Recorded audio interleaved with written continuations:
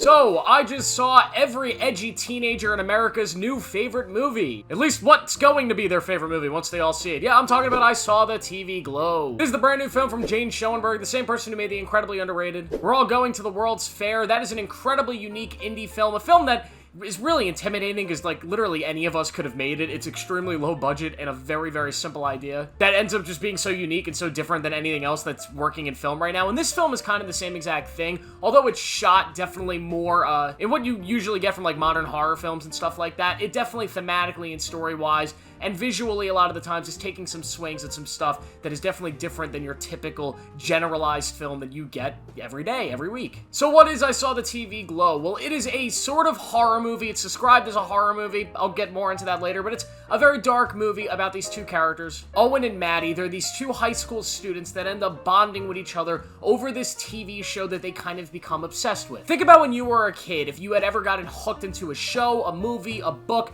or something, and it just kind of took over your life. If it was Harry Potter, if it was something, right? It just kind of became an obsession for you. That's pretty much what's happening here with these two characters. They're two characters that have a lot of issues in their own lives. They have a lot of problems, a lot of things going on in their personal lives.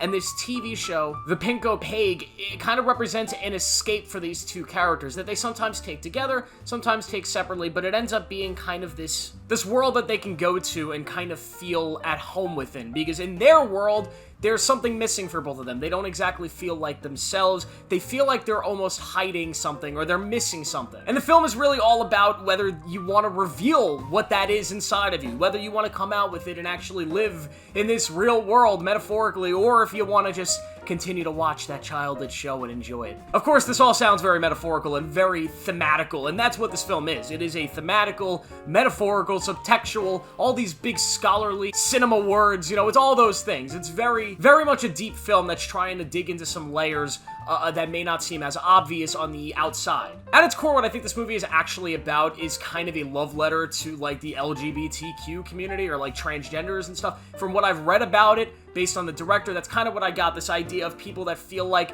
there's something different inside and there's an expectation in the world for them to be something different, so they kind of become a prisoner in that expectation while never truly realizing what's inside. That's what I believe this movie was going for, but I also think that just kind of thematically represents a lot of different things in this world. Like, that could really mean anything. If you're somebody that feels like you have a talent, you have an ability that you never use and you're afraid to use it, or you have a personality trait that you're afraid to use because you don't know what people would think, that kind of is represented in this movie. So there's a lot of deep stuff here that is explored in this script. And the movie itself, at a practical level, is also just very, very well made. This movie is visually pleasing. It's dark. At times, it's got that very, like, 90s aesthetic, both in how it adapts the Pinko Pig, the actual TV show, and then represents it in the real-life stuff that's going on with these characters. It looks very, very good. The performances here, I think, absolutely carry the movie as well. I think Justice Smith, who plays Owen, one of the versions of Owen, there's two different actors that play him, but he is the second one, of the teenage version of him, eventually the older version, and I think he does a great job at playing this character. The performance, you might go in and you might think it kind of comes off as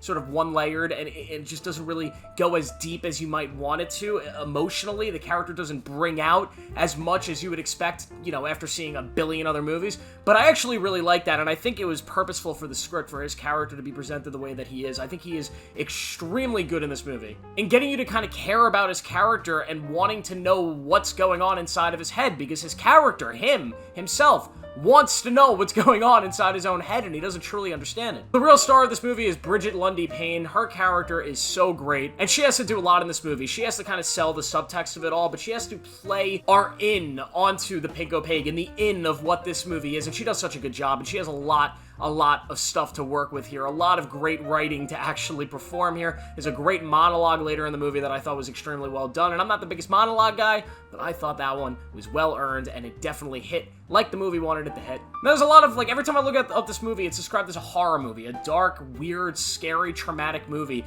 and I will say, this movie could be traumatic. It is depressingly traumatic, so I guess in that sense of the word, yes, it could be, you know, trauma-inducing in a way. To me, this wasn't a horror movie at all. There wasn't really anything, like, scary about this movie, so I'm not really sure why it's described as that. I guess psychologically, maybe it'll fuck you up, I guess. I guess if you really relate to this movie, which I think is a possibility, I think there's a lot of people that are gonna watch this and either relate to it because they actually have stuff in common with what's going on in this movie, or they're gonna relate to it because we live in 2024 and everybody, for some reason, wants to be the characters in a movie like this. Everybody wants to be kind of like, I don't want to use the word, but I will use the word. Everybody wants to be kind of like this victim type personality, and that's not what these characters in this movie are, but I could see how somebody would watch that and kind of get that out of it. So I could see why some people would relate to this movie and be like, wow, dude, that's so me, man. I saw the TV glow, that's so me. Which is why I made the edgy teenager, like, joke. I have a feeling that at most high schools, you know, that table, that high school table in the back corner with all the edgy teens. And listen, I'm not making fun of them. Listen, when I was in high school, I was sitting at a not so, you know, not so popular table myself, so I'm not shitting on anybody, but I'm just saying, this movie's gonna be the talk of that specific table. But that doesn't mean it's a bad movie. This is a fucking great movie. I'm just kind of making that point for fun. I really love where the third act of this movie goes. I was kind of worried that this film wasn't going to stick the landing because the first act of this film was so great. The second act maybe stretches itself a little too far. It maybe gets a little too weird, but that third act really does stick the landing in where it goes with the story. I was a little bit worried that it was going to take a turn into really answering some of the questions that I was laying out instead of just leaving it kind of up for the audience. I thought it was going to start bringing people back that were gone again, and there was stuff that I just thought it was setting up that that would not have worked if they had pulled the trigger on some of those things,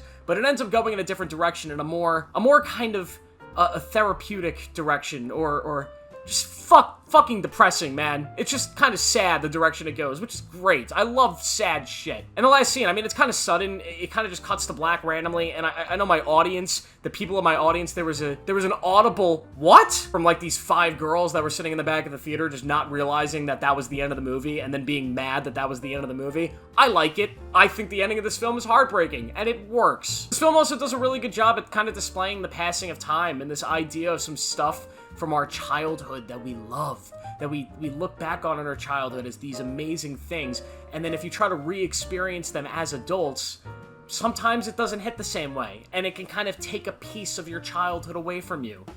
And that is something I related to, and it fucked me up, man. That is some sad shit. This is a great movie, though. There's some stuff in this movie as well. I don't know why. This is a bad comparison, but I just got a lot of vibes of like Scott Pilgrim versus the World. The whole time I'm watching this movie, I was like, I feel like I'm watching a darker, fucked up version of Scott Pilgrim versus the World. I don't know why. Maybe it's just the vibe or the aesthetic, but that's just how I was feeling watching this. It made me want to watch Scott Pilgrim versus the World.